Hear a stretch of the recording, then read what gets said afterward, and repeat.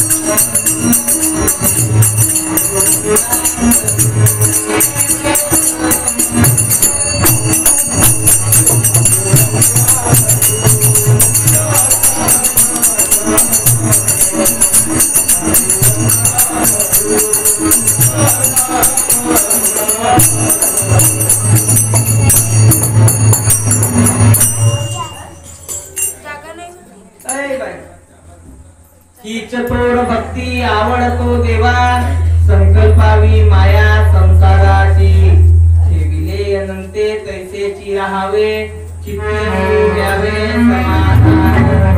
पहा आज आपण कमी करून घ्या पर असा आवाज नाही. आपला अभंग आहे हीच थोर भक्त ए म्हातारा हीच थोर भक्ती आवडतो देवा संकल्पावी माया संसाराची. पहा देवाला भक्ती कोणती आवडते. तुकाराम महाराज म्हणतात की हीच थोर भक्ती आवडतो देवा संकल्पावी माया संसाराची. तर देवाला भक्ती कोणती आवडते.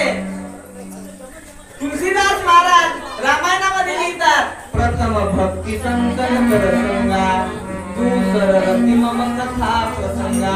प्रथम भक्ती ही संतांचा संघ आणि ज्याला संतांचा संघ भेटला त्याच्या जीवनामध्ये एक वेगळीच दिशा निर्माण होते. म्हणून सगळ्यात प्रथमची भक्ती आहे प्रथम भक्ती संकल्प संगा दुसर रती मम कथा प्रसंगा. आणि पहिली भक्ती